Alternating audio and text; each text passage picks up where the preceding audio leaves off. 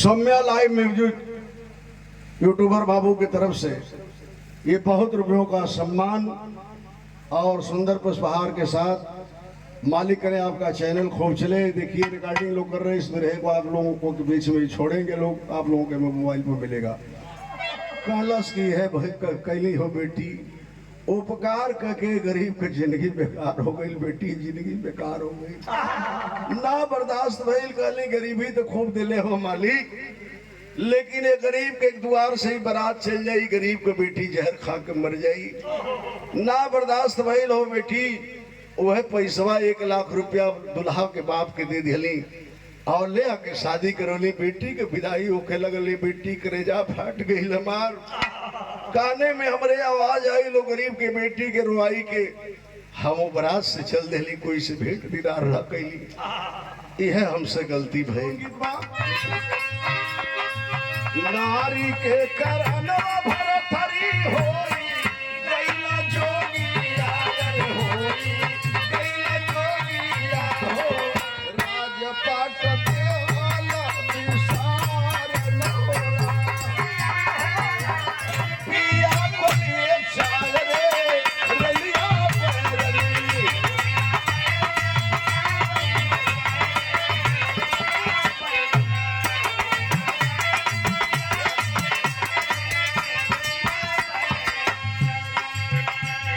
यह सोचत बा कि रेलगाड़ी ना आई तो हमारे से यहाँ ना जाता। प्लस कि भाई एक रोज का रोटेशन बा, हमारे पति खाती टेंशन ना हो कि बंद रही ये वो काम।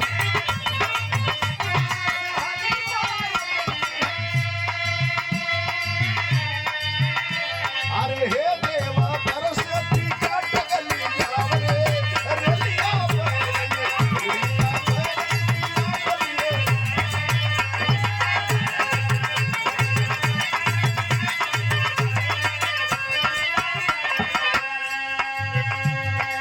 आज इतना लोग बैठ के विरहा सुनत हुआ, काल केकरा सफे का हो जाई कोई नहीं जानत हो। लिखत वन कभी केहू ना जाने केहू ना जाने केहू ना जाने ला कुदरत के घात हो, केहू ना जाने।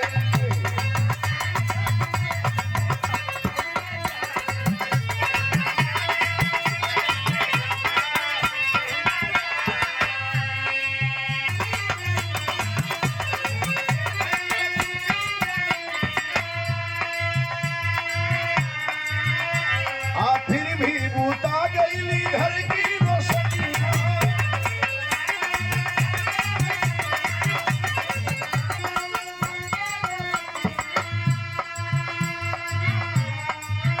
आइल जीवन में आज काली रात हो, केहू ना जाने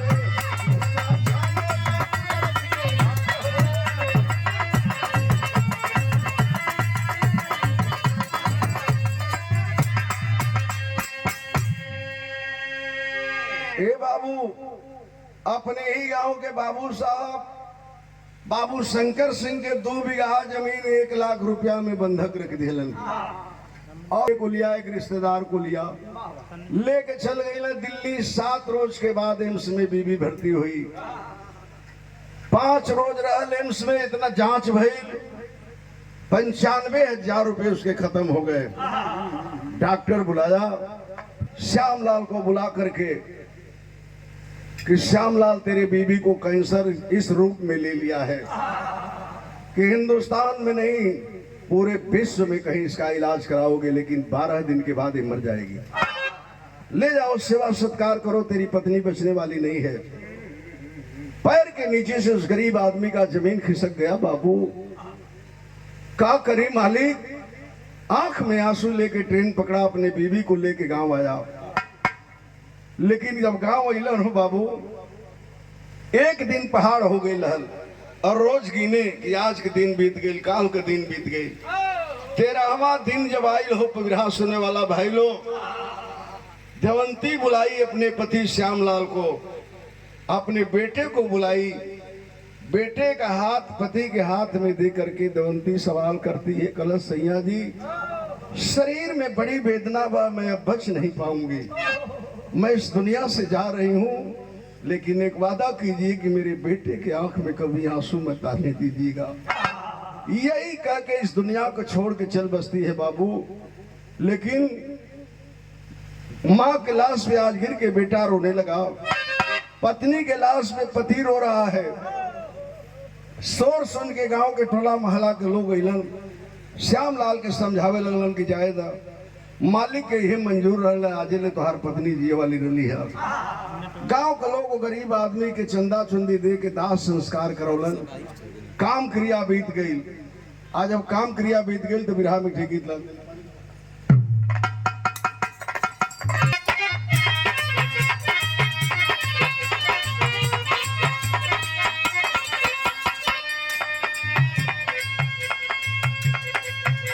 हमारे यूट्यूबर भाई लोग बैठे लो बिरहा से पैसा कमेबो लो, आप लोग बहुत तो लोग धन्यवाद बा, तो कुछ हमनों को सहयोग कर लो। श्यामलाल पत्नी के मरने के बाद फक्कड़ हो गया। 8 साल का बेटा बाबू इनका घर में उनका घर में काम करके 2 वक्त की रोटी का इंतजाम करने लगा। एक दिन लड़का एगो मास्टर साहब क्या काम करत रहल, एक तरफ काम कर रहा था मुन्ना, एक तरफ उसके आंखों में आंसू थे, रो रहा था। मास्टर साहब पूछला क्यों रो रहे हो बेटे? सारी कहानी को बताया कि आप तो जान ही रहे हैं हम लोग किस परिस्थिति में जी रहे हैं। कहला मास्टर साहब की एगो बात कर अपने बाबू से कही दा, खेतवा बेचले ना हुआ बाबू साहब के, बंधके न रखले हुआ। कही दे पगला अपने बाबू जी से केसीसी पास करा के 1 लाख लोन लेके बाबू साहब के दे के खेतवा छोड़ा ले बोलो, खेती बाड़ी करे लगो तो लोग जीविका चले लगी। और वही खेती बाड़ी से धीरे धीरे बैंक के कर्जा भी भर देवा। लड़का के दिमाग में ही बात चलल, जाके कहलस कौन गीत बा, नारी के करनवा भरथरी होई गइला जोगिया रे होई गइला जोगिया हो, राजपाट देवाला विसार न होला।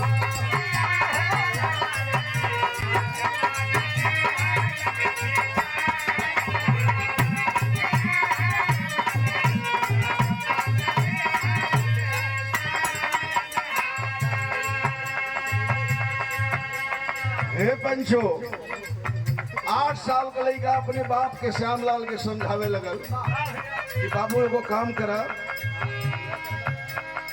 सोने ना जमीनिया ठाकुर पैसा के कराना, अरे पैसा के कराना हो, रोवेला सुबनाया सुधार न होला।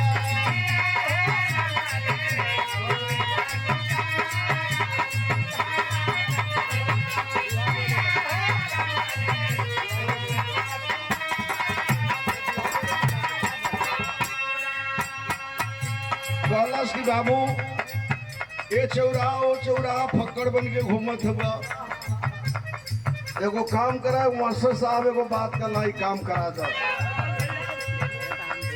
क्रेडिट बनवाल जाके लोना वा कराला हो बाबू लोना।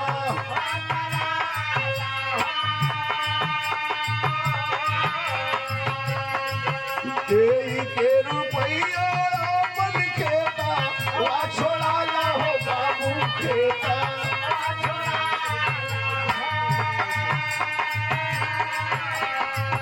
बाटे ना ठेकाना बाबू दूनी याद गाना, अरे दूनी याद गाना हो, इहे बाया दादिया हमारा छोरा।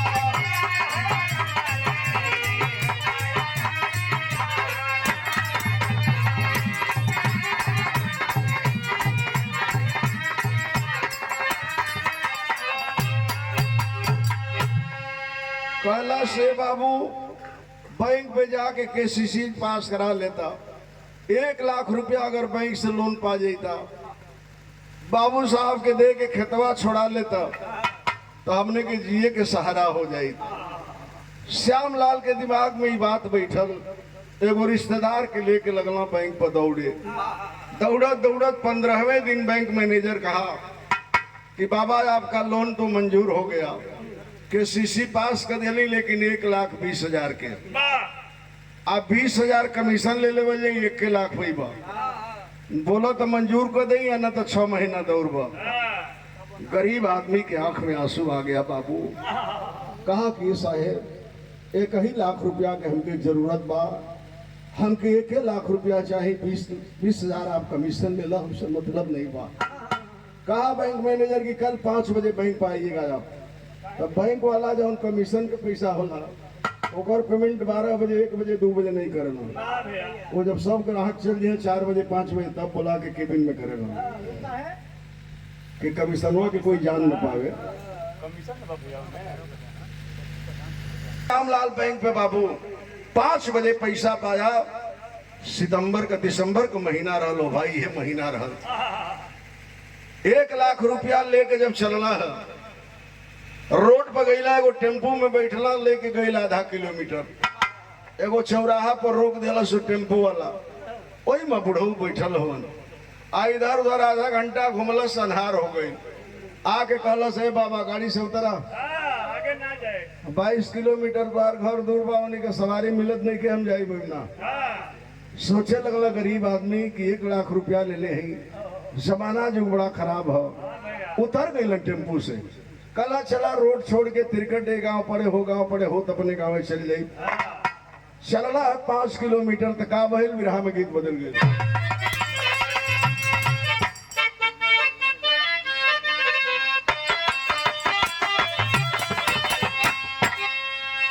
तरह से बढ़िया बिरहा के बात कभी लिखने हो कि साझ भइल घरवा जात हो गारी बाबा के।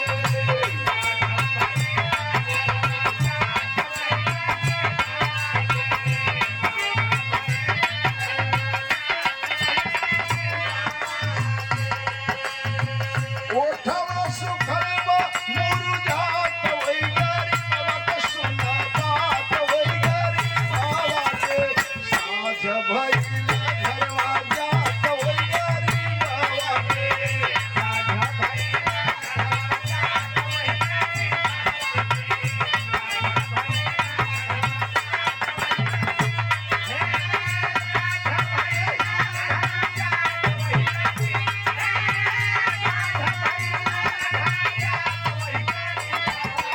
साझ भइल घरवा जात होई गारी बाबा के।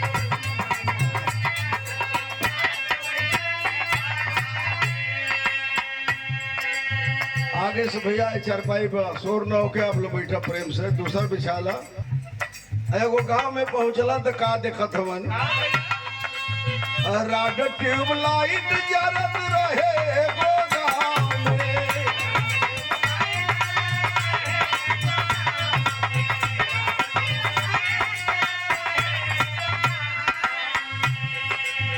लगी गई पाँख वो गरीबवा की पाँव में।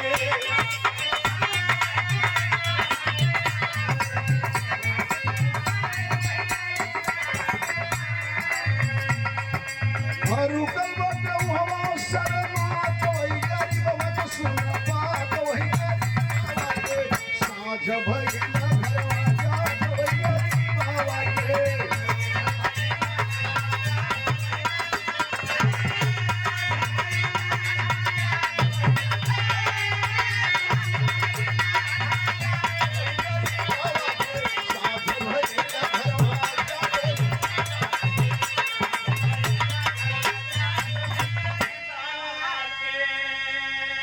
एगो गांव पड़े जात रहला, देखला बहुत छोटे समियाना लगल है, ओमा राड ट्यूबलाइट जरत रहल, थोड़े दूर पर सहनाई बजत रहल।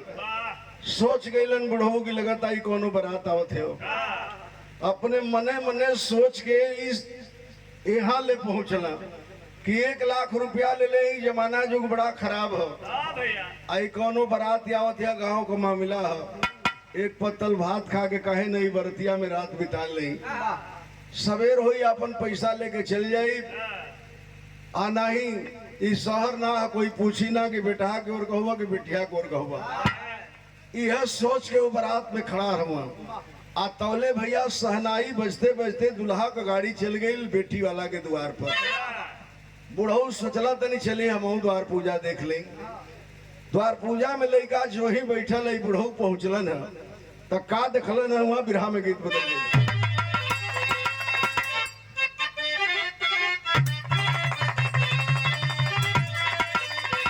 ये गीत के माता भाई अरे झाझर माड़ौआ जंचर वही हाय बाबा हो झाझरे माड़ौआ जंचर वही हाय बाबा हो लगिए सूरज आके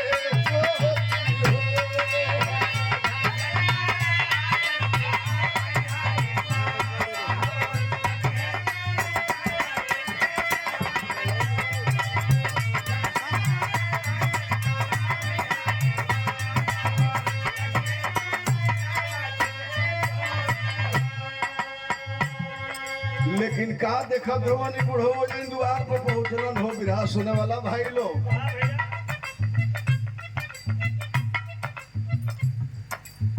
और इस कार्यक्रम के आयोजक होता झगड़ा हो देखल ए दुआरा पे होता झगड़ा हो मनवा में करेला विचार हो।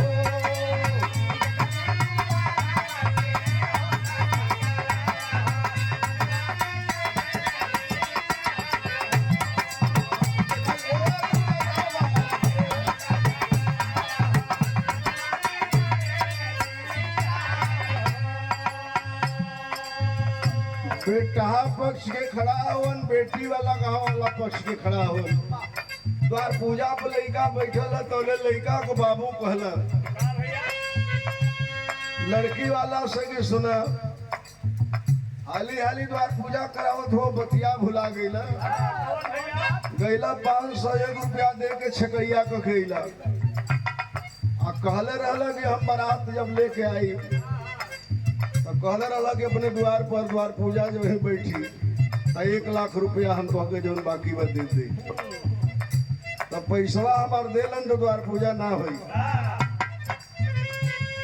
वो बेटी वाला हो पंचो बिरहा सुन वाला भाई लोग पुरनिया आदमी अपन पगड़ी उतार के रख दिलन बेटा वाला के कदम में। कहला ये सरकार सुना हम अपने बेटी का ही रिश्ता ना करत है हमारे बेटी के ही बेटी बा। हम अपना बेटी के सिवान प्रॉपर में शादी कैले रहली हमारी नतनी है जौना का शादी करत है ओकर हम नाना लगब 2 साल का हमार नतनी रहल। हमार दामाद मोटरसाइकिल का मिस्त्री था एक्सीडेंट हुई हमार दामाद मर गई दुनिया में ना हुआ। झोपड़ी में रहती है मेरी बेटी इसके पास व्यवस्था नहीं है।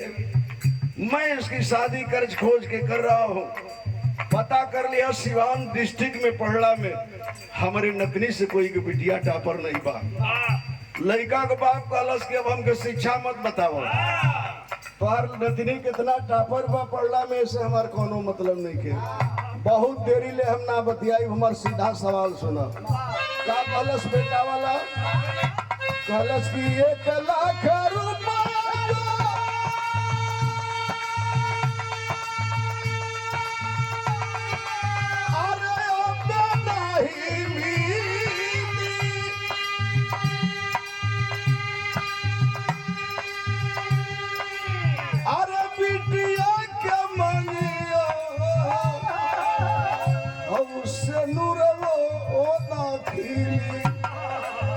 कहला 1 लाख रुपया ना देबा बेटी तोहार नतनी सुहागी ना भाई। कहला कि जौना रिश्तेदार के देवे के रहले साहब वो रिश्तेदार मजबूरी में फंस गई। दरवाजे पे आबरू बचा ले हमार हम पाई पाई चुका दे। बजट सहनाई को बेटे वाले ने बंद करा दिया। बंद कर दो। लड़का को बाप पकड़लस लड़का को बाप गलस खड़ा हो जाओ द्वार पूजा नहीं होगा। लेके चली आई समियाना में शोर कैलस के हमारे बारात वाले चलिए हम यहाँ शादी नहीं करेंगे। बेटी हालत सारी भइले बउआ में गिरी गइले बेटी हालत सारी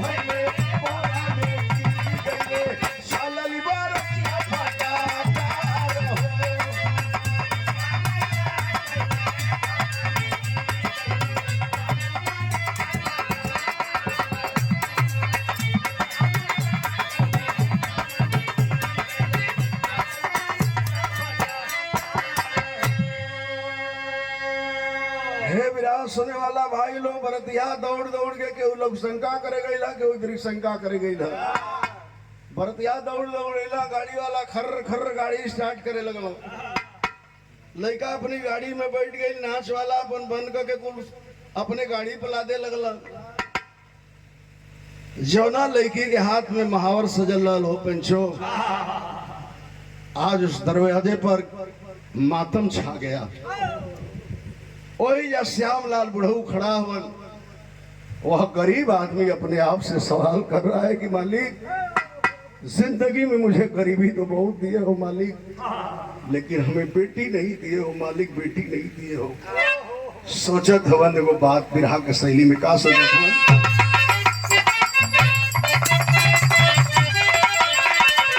यह सोचत हो कि अरे मोरे राम, सुहागिन जो न हुई है बिटिया, अरे सुहागिन जो न हुई है, ओ सुहागिन जो न हुई है बिटिया, पैसा कारण मर गई हमी आगे भागी।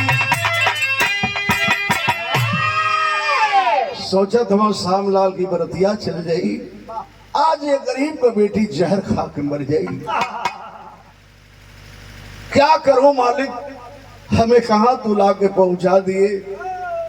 आंख में आंसू भर गया उस गरीब के, नहीं बर्दाश्त किया। वह श्यामलाल दौड़ते हुए गया लड़के के बाप के पास, कहा कि साहब 1 लाख रुपया ले लीजिए और बारात लेके चलिए, शादी कर लीजिए। पैसा हमी को देना था, आने में लेट हो गया। जब 1 लाख रुपया उड़ू निकाल के दिला, लड़का को बाप 10 मिनट में मिलौलस, कलश के रिश्तेदार होके तो आपके नियर होके मौका संभार दिया। अब लड़का को बाप कलश है, बाजा वाला बजा बजाओ, बारात वाला चलो शादी करो। सहनाई बजट द्वारा वो गरीब आदमी की आई, आगे आगे बुढ़ऊ वैलन, गाँव के लोग जलन, सब लोग पूछे लगल, अरे चाचा कहाँ के रहे वाला हुआ, फाटल धोती कुर्ता पहले बड़ा 1 लाख रुपया दे दिला। कैसे कहला कि पहले जब आगे आयल बा तो देखलो लड़का के बैठाओ लो, द्वार पूजा कराओ लो, शादी संपन्न करावा, बारात के लो पानी पियावा खियावा, हम ही रह सवेरे सब अपन परिचय बता दे तू लोन से। ए भैया सब लोग काम करावे लगल, बारात खाना खाए लगल, गैला बुढ़ऊ तनी सच चावल दाल खैलन। वही सामियाना में नाच शुरू भइल, जाके कोने में बैठ गया गरीब आदमी। 2 बजे रात के नाच बंद भइल और 2 बजे के बाद वो गरीब आदमी के बेटी के विदाई होके लगल। जब रोते बिलखते हुए आई लड़की कार के पास, कलश की नाना, ओ भगवान इंसान से नहीं, ओ भगवान से हमारा दीदार करा दे नाना, भगवान से दीदार करा दे। जो आदमी ने आपके दरवाजे की आबरू को रख लिया, मेरी मांग में सिंदूर दिलवा दिया, उस आदमी का चरण छूना चाहती हूँ नाना, चरण छूना चाहती हूँ।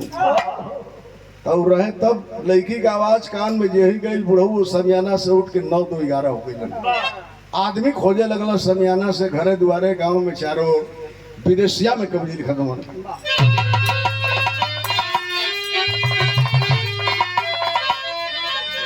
दान दे के चली गई ए पंचो बूढ़ा चली गई, अरे बेटा के 1 लाख अहू दे के रुपया, खोज सब लोग कहवा दानवीर कर गईले, अरे भोरवा में होती बाटे वही बेटी के विदाई। बाबू के दुलारी प्यारी आज बेटी मन मार रोवे, कि नहीं हरी से होती बाटी आज हमरो रे जुदाई। कैसो समझा के गाँव वाला वो गरीब की बेटी के तो विदा करा दिलन, लेकिन पैदल चलते चलते सुबह 8 बजे पहुंचलन श्यामलाल अपने घरे। खूंटी पर कुर्ता टंगलन हो बाबू, 8 साल का लड़का जाके सगरी पाकिट टोहे लगल। आप पाकिट में कुछ ना पोलस तो अपने बाबू से सवाल कैल। रोशन पूछला अरे बैंक वाला धन बाटे, अरे थैली में बाटे तोहरी तो नारू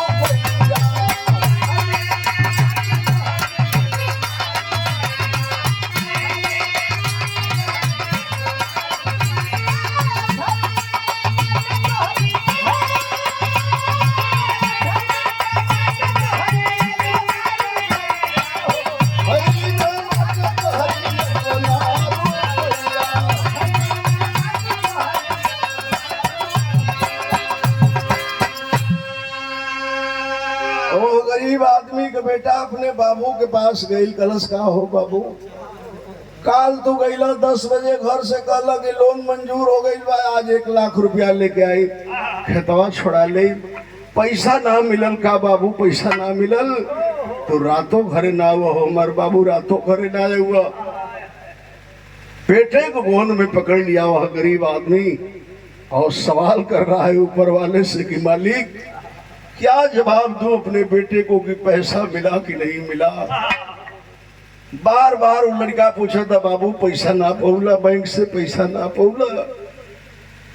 कहला श्यामलाल की पैसा मिला बेटा बैंक से 1 लाख रुपया जरूर, लेकिन जब मैं पैसा लेके चला बेटा कुछ गुंडे हमारा पीछा किए और पैसा छीन लिए। जब सुना वह गरीब का बेटा जमीन पर गिर गई। कलश की जाओ बाबू, अब तो हमन के बाप बेटा के नसबिये फूट गई हो बाबू, जिंदगी में वो खेत ना छुटी हो बाबू। अब हमन के पास मजदूरी के सिवा दुनिया में कोनो सहारा नहीं बा, कोनो सहारा नहीं बा। और रोए लगल बेटा अंगना में बैठ के। श्यामलाल चल दिलन हो पंचो, चल गईलन छठी के और मन मार के न्योनी घूमे लगल। वो लड़का कैसे मजबूर होके, पापी पेट का सवाल है, जीना है तो कुछ करना है। आज लड़का इनका घर में उनका घर में काम करके बाप बेटे के लिए 2 रोटी का इंतजाम करने लगा।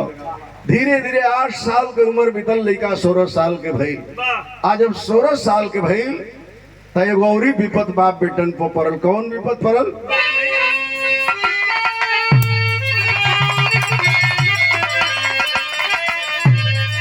वह गीत में हो गीत का दुनिया में बिरहा जगत में जवाब नहीं है। अरे सुन कैला राजाऊ, अरे सुन कैला राजाऊ,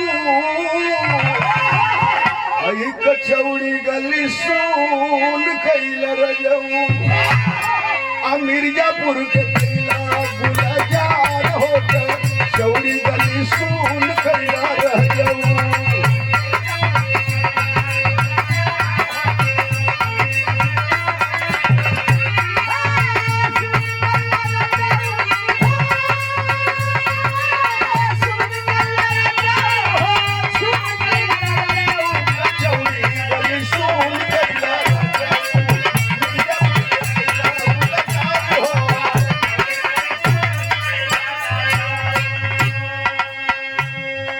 दूसर की विपद का परल विरहा सुने वाला भाई लो सुना।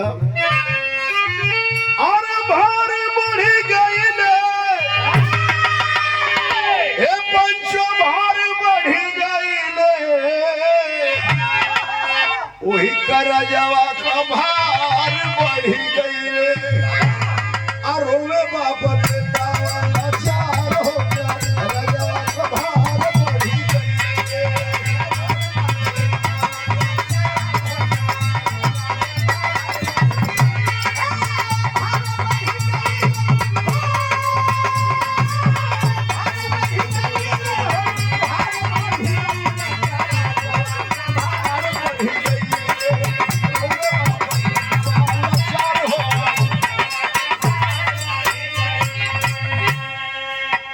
जवन 1,20,000 लोनवा करौले रहना श्यामलाल, वो 8 साल में 1 रुपया जमा ना कैला।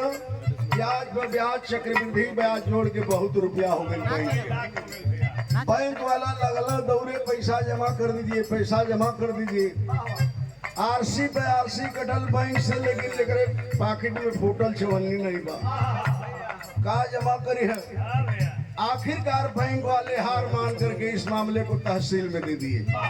आज अब तहसील में दिखला तो का भइल, बैंक अधिकारी तू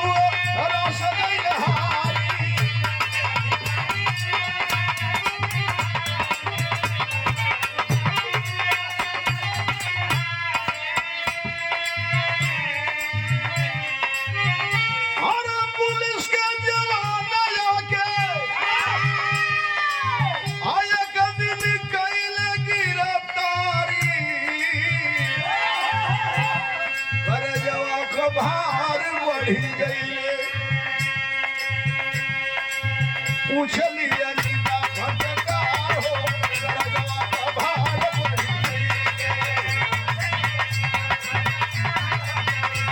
बढ़ी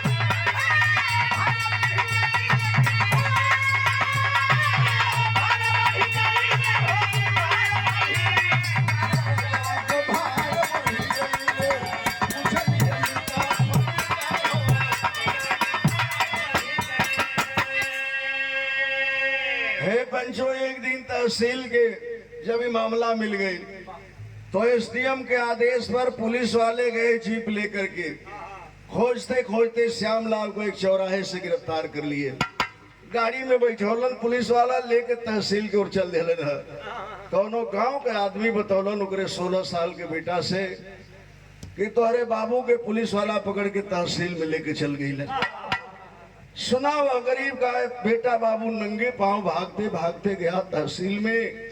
आज जब तहसील के अंदर गया बाबू तो देखता है कि लाकअप में हमारे पिताजी बंद है और झरझर झरझर आंसू बहा रहे हैं। बाप के रोल दखलस लड़का का कलेजा फट गई हो। बाबू गरीबी बड़ी बाउर चीज होले, बाहर बेटा रो रहा है, कई लाकअप में बाप रो रहा है। रोत हुआ दोनों, आधा घंटा बीत गई, 1 घंटा बीत गई। आतौले एसडीएम के आवास के सामने चपरासी ले आकर मेज ओज लगौलस, कुर्सी लगौलस, संतरी खड़ा भइल। एक महिला एसडीएम आई और बैठ गई। सिपाहियों से कही कि उस श्यामलाल को लॉकअप से मेरे पास लाओ। पुलिस वाला बाह पकड़ के ले गए। हो बिरहा सुनने वाला भाई लोग, सवाल किया वो एसडीएम अनीता पटेल, बाबा आज 8 साल गुजर गए, 1 रुपया आपने जमा नहीं किया, 1,20,000 लोन लिए हैं। क्यों? आप पैसा लेकर के जुआ खेल गए कि दारू पी गए? बताइए, वरना अब मेरे पास एक ही रास्ता है कि तेरे नाम से 2 बीघा जमीन है, ले चल के कुड़ुक कर दूंगी या नीलाम करके और सरकार का पैसा वसूल लूंगी। आंख में आंसू आ गया जब फटकारने लगी। पैर पकड़ लिया एसडीएम महिला का, कहा कि बेटी तने 2 लाइन हमारी बात सुन ला, बेटी 2 लाइन हमारी बात सुन ला। हम न जुआरी है न शराबी है, किस्मत का मारा हो। क्या बताया बिरहा में गीत में?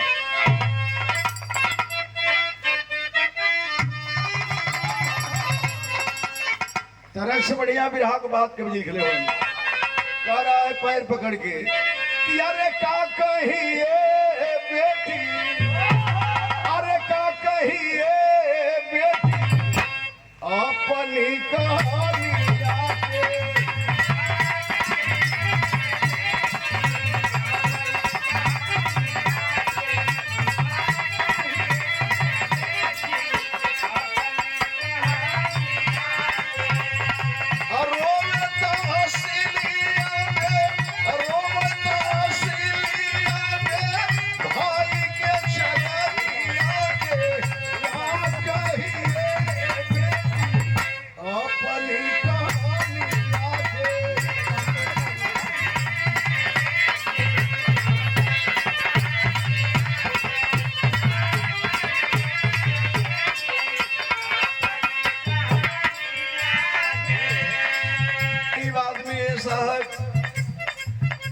तोरा बेटी समान बढ़ो, उम्र के हिसाब से सुना हम जुआरी ना है, शराबी ना है।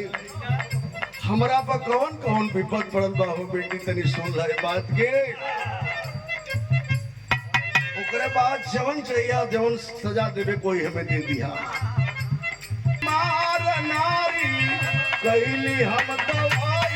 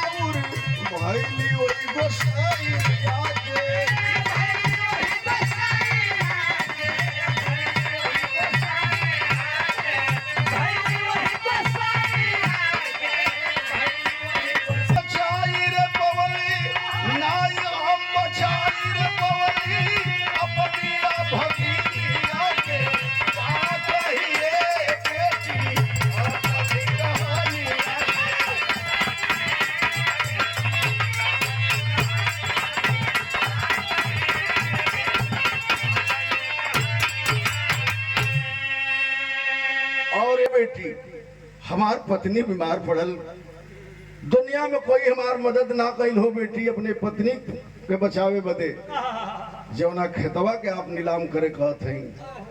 बाबू शंकर सिंह के अपने गांव के 1 लाख रुपया में हम बंधक रख के ले गई दवाई करावे, पैसा भी खत्म हो गई। मालिक ना सुनलन हमार फरियाद, हमारी पत्नी भी मर गई। आपके सामने मेरा भागा बेटा रो रहा है। दुनिया में मेरा कोई नहीं है, कोई नहीं है बेटी, मेरा दुनिया में कोई नहीं है। अब चाहे मेरा खेत नीलाम कर लीजिए, चाहे हमें जेल के सलाखों में बंद कर दीजिए। कई एसडीएम महिला को उस पैसे से मेरा कोई लेना देना नहीं है कि बाबू शंकर सिंह को तूने जमीन रखा, पैसा लिया, पत्नी का इलाज कराया, पत्नी मर गई, उससे मेरा कोई रिश्ता नहीं है। मैं ये पूछ रही हूँ कि जो 1,20,000 रुपये का लोन कराए उस पैसे का क्या किए? तो कहलस के बेटी अगर ही जानल चाहत हो तो 2 मिनट गौरी हमके समय दा। क्या कहलन हसामला?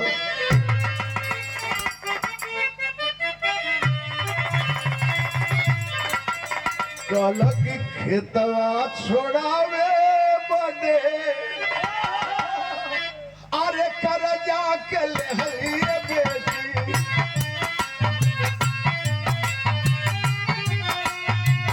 आवत रहली लेके सरकार से उधार, शाम के समैया धैली घरवा का डहरिया हो बेटी,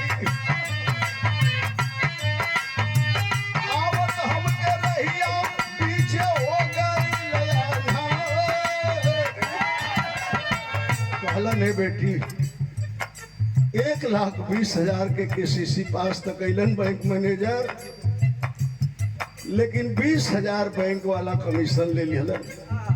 5 बजे हमके 1 लाख रुपया मिलल हो बेटी, लेके चलनी साधन ना मिलल, गांव हमार बहुत दूर रहल। आवत रहली तिरकट रास्ता छोड़ के, सड़क छोड़ के, एगो गांव में हमारी संगे घटना घट गई। गौआ गुलौरी आइल अरोहे के बरतिया रे बेटी, सोचली कि ले बई हमें रतिया रे पूजावे। कहला नहीं बेटी, आवत रहली घर हमार 22 किलोमीटर दूर रहल। गुलौरी गांव में जब पहुंचली एगो गरीब आदमी के बरात आई रहल। सोचली जमाना जो बड़ा खराब है, 1 लाख रुपया ले ले हैं, यही बारात में खा के रात बिता ले, सवेरे पैसा लेके चल जाई वो बेटी। तौले बरतिया सहनाई बजत बेटी वाला के द्वार पर गई, कहली रहा द्वार पूजा देख ली, गईली वही जा हमार किस्मत हमके कहां से कहां ले गई बेटी। तेरी सुना बेटी हा बेचारा तबले मारवे में रोए लागल, 1 लाख रुपया बाटे भइल टकारा। कहलो से साहेब 1 लाख रुपया बेटी वाला देवे के करार कैले रहला। दीनानाथ पटेल रहला, अपनी नतनी के शादी करत रहला। वही अखड़ा होके वो गरीब आदमी मड़वा में बेटा वाला से बतावत रहल कि हमरे दामाद का एक्सीडेंट हो गई, अपनी नतनी का हम शादी करत ही, पढ़ला में बहुत टापर है। बेटा वाला ना मानल हो, बेटी बाह पकड़ के लड़का का बरात लेके जाए लगल। हमसे ना बर्दाश्त भइल, आज का कह दिली हम 1,00,000 रुपया हमके हवा के देई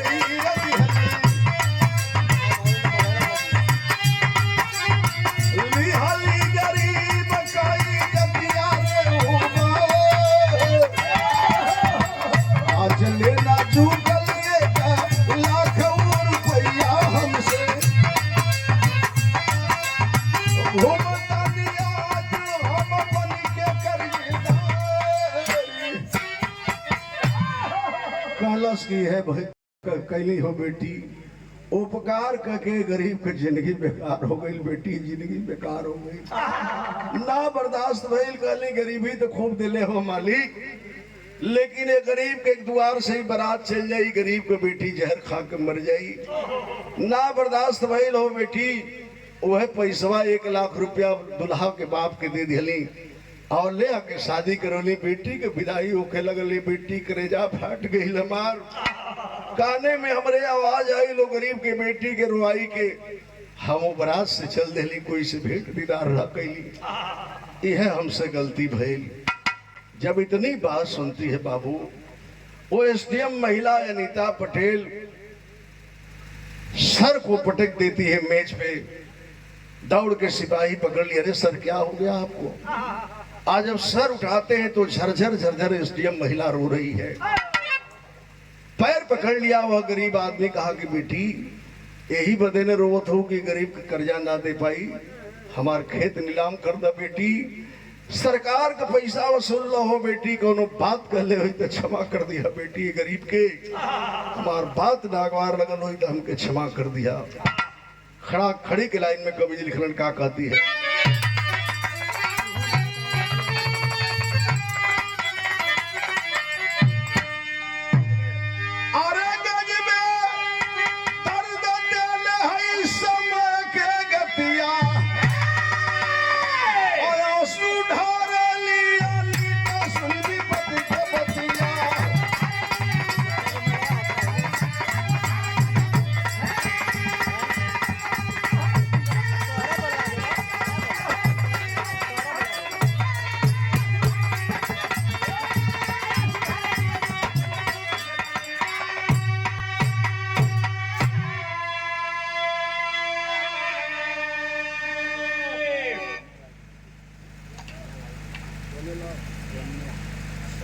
सौम्या लाइव म्यूजिक यूट्यूबर बाबू की तरफ से ये बहुत रुपयों का सम्मान और सुंदर पुष्पहार के साथ मालिक करें आपका चैनल खूब चले। देखिए रिकॉर्डिंग लोग कर रहे हैं, इसमें रहेगा आप लोगों को के बीच में छोड़ेंगे लोग, आप लोगों के मोबाइल पर मिलेगा। सवाल किया, कहने लगा कि अरे बेटी क्यों रो रही है, क्यों रो रही है? एसडीएम साहब जब रोने लगी, तहसील के वकील मौकिल सब इकट्ठा हो गए। क्या कहती है एसडीएम महिला बाबू की, बाबा जानना चाहते हैं मैं क्यों रो रही हूँ? तो सुनिए क्यों रो रही हूँ। कि रोवली अनीता अब बिहराई के ही अरवा, कहली की जानत हुआ बेटा काहे रो, बाबा काहे रोत है? अरे तोहरे पैसा से हमके मिलल बा से दूरावा,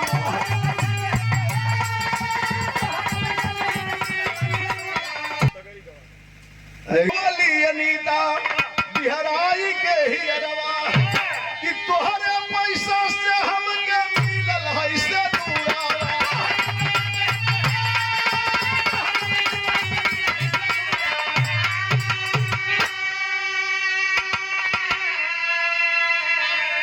कलश की पागल भैला बाबू, अरे सगरिया जिंगवा के थकिया आया सुधार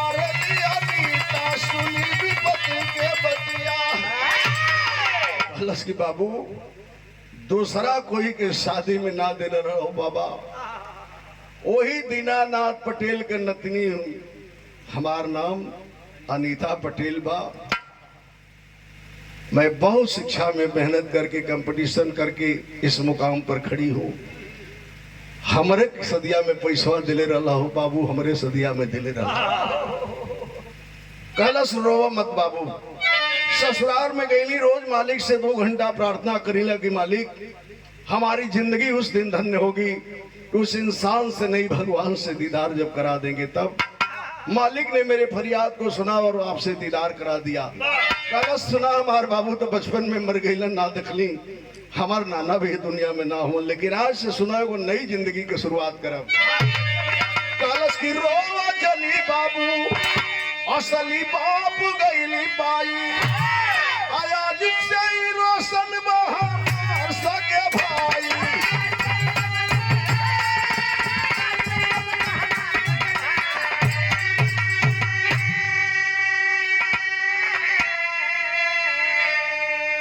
अरे असली नहीं अरे बाक शीतल भैली छतिया, आयास उठारा लियनी तो सुन विपत्ति के बतिया।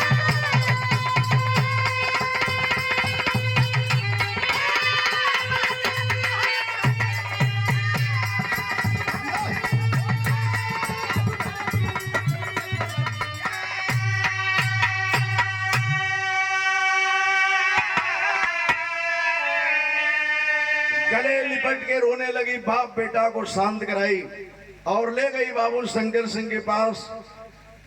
1 लाख रुपया उनका दे करके खेत बंधक छुड़ाती है, बैंक का सारा कर्जा भरती है, आवास पे ले गई, कहेगी एक नई जिंदगी की शुरुआत करने जा रही हूँ, मेरा सगा भाई होगा, शिक्षा देकर इसे एक महान इंसान बनाऊंगी, आप हमारे बाप बन करके ता जिंदगी हमारे घर रहेंगे।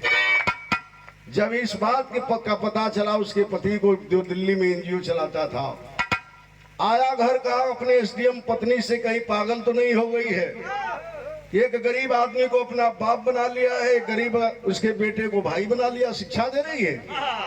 कई एसडीएम महिला खबरदार, ये रिश्ता तुमसे टूट सकता है लेकिन ये नाता आज से जन्मों जन्म नहीं छूट सकता है। ये वही गरीब आदमी है जब तुम मड़वे में बैठा था, शादी करने के लिए हमसे तेरा बाप 1 लाख रुपए के लिए चल दिया बारात लेकर, और यह गरीब आदमी कर्ज भरने जा रहा था, लेकिन तेरे बाप को 1 लाख रुपया दे के मेरे मांग में सिंदूर दिलवाया था। अगर अपने बाप के पराचित को माफ करना चाहते हो तो पैरों पर गिर के इस इंसान से नहीं भगवान से माफी मांग ले। उसका पति भी माफी मांगा। शोर हुआ इस बात का पटना में, तेजस्वी यादव ने तीनों को चारों को सम्मानित करने काम किया। आज पटना में लेके पूरे परिवार के साथ एक नई जिंदगी जी रही है। यही से कहानी का अंत हुआ। स्वामी गुरुजद्दू लहराती फुलवारी, श्री श्री श्री नारायण संगीता।